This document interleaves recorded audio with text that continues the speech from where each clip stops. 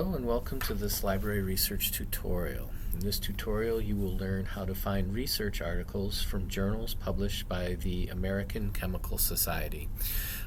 We will start on the A to Z database chemistry page. A link to this particular page is included on the research guide that I will be giving your instructor.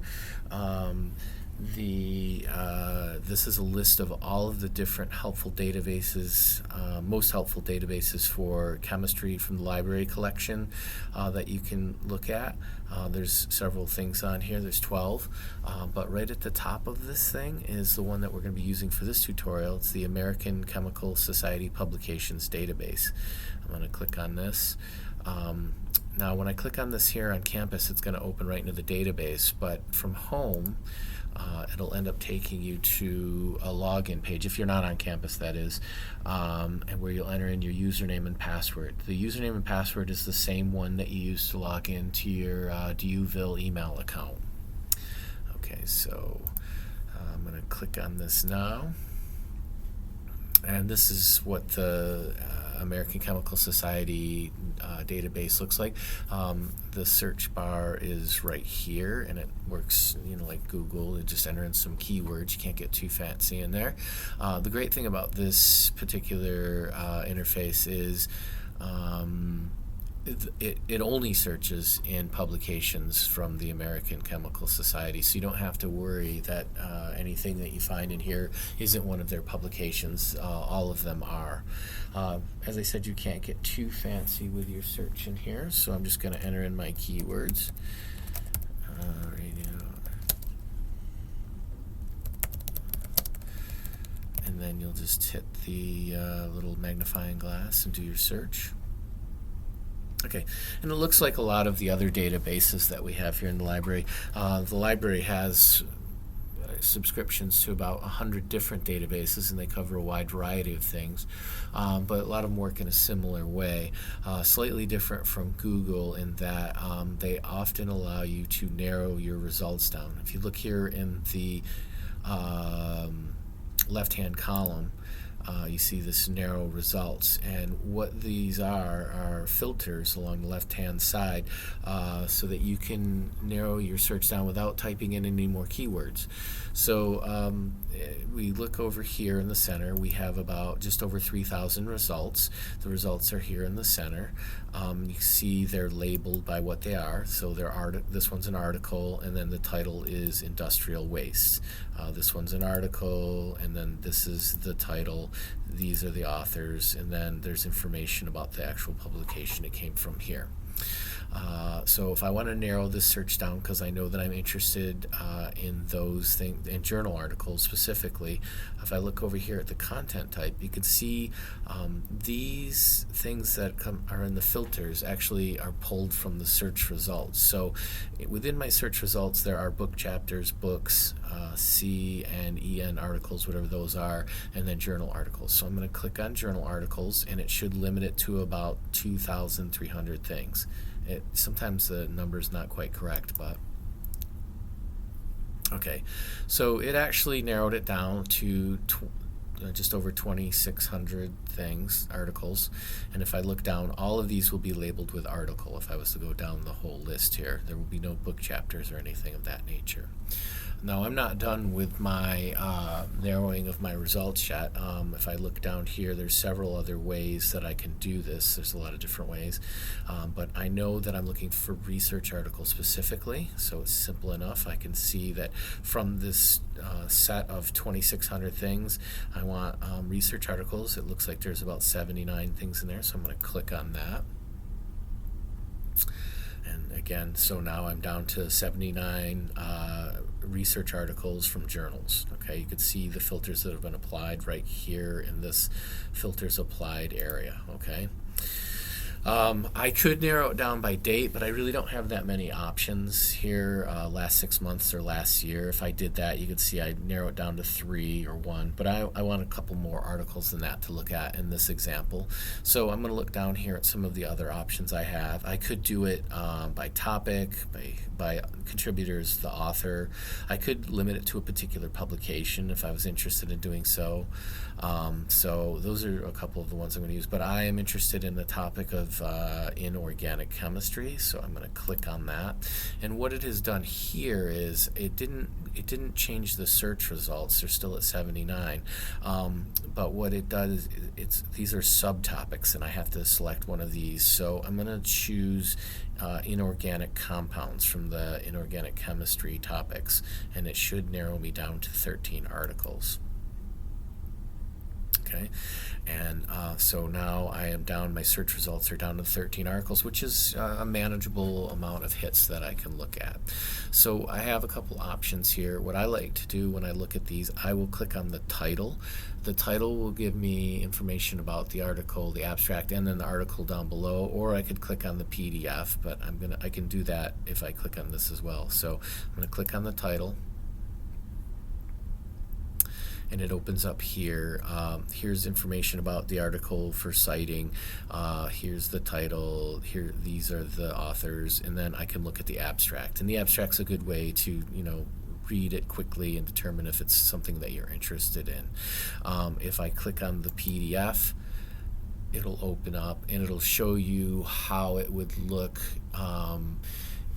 if it were published in the paper version of the thing, in the actual publication. This is what it looks like. The good thing about the PDF version is you can download it and keep it, and then you have the page numbers in terms of if you want to cite it or not. Okay, so I'm going to go back to the other view of it, and then what we're going to do is from this page I'll show you how you will want to cite these. Okay, one simple way to cite the information that you find here, you'll be citing in the American Chemical Society format or the AMA format. I found a site called MyBib, which is free to use, and you don't need a login to start creating citations, so that's very nice. I've included the link to it on the helpful link section of the research guide again, so look for that. But the nice thing about the ACS database is when you look under here for cite this, if I copy this, I'm just going to highlight it and copy it. You could do it from the browser too. The interesting thing is this is actually the URL or the web address for this particular article. If I was to click on it, it'd go right to here. So you could copy it right from the browser bar or copy it here. And then I'm going to go over to MyBib. And when you go into MyBib, you'll first see this thing. You can just take that web address and you can just paste it right in here and then hit search. And you can see that it takes the information and imports it over. Okay, now this one thing to be warned about is this is a machine doing this, so it can make mistakes. It's up to you to double check to make sure that the references are correct, and part of that is the information that goes into the system is as important as what the system does itself. It's only as good as the information that you put in, so you'll want to double check to make sure that it's got the correct authors and the correct date and stuff. So you can go back and forth between your tabs and check. Look, Yang is the first author, and then I can see Yang is the author here, and then I could check the name of the publication is ACS Applied Materials, and I can go back here and I can see that's ACS Applied Materials. So when I am comfortable that this is correct, I hit this button, right click right on it, and then I go into the main interface. Now when you first go in here, you're going to see all these little boxes. These are things trying to help you to use and maneuver this system, but it's pretty easy. So I'm just going to click out of some of these things here so I could talk about what we're doing. Okay, so I have the citation here. It can create a works cited page for you, but we're in the wrong format, so I want to go up here to this bar and I'm going to click, and I'm going to change it over to MLA. or AMA, I'm sorry, that's right here on the top, or I could have typed in ACS here, but I'm going to just type AMA, and then I'm going to hit save, and it'll automatically reformat the citation.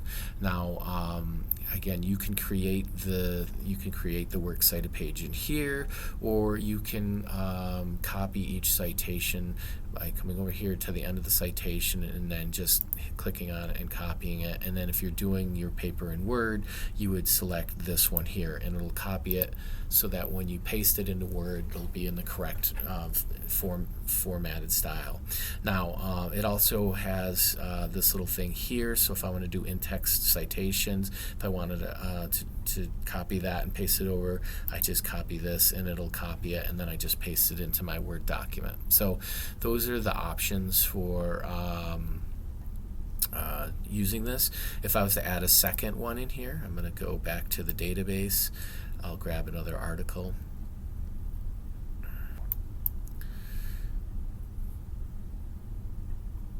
And again, I'll just copy this over. Oops, just this little address here. And then I'm gonna do add citation. I'm gonna paste it in there. I'll pretend I've already double checked this. I'll just click on it again.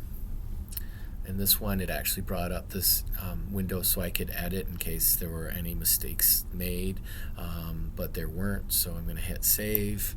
And because I was already in the AMA style, it automatically does it, and you can see it just puts them together on the page as you're creating your bibliography. So this is a really easy to use free tool, so I advise you to use it, because unfortunately many of the databases from the library, they actually have a cite button within the database. This one does not have that, where it shows you right within the database, so you have to take it somewhere else. It does have this export button, so you can export it into another citation manager, but unless you're already using one of these things, there's no way to quickly get the citation in the style that you want it. So if you follow the instructions that I've given you, you should be able to do this fairly easily.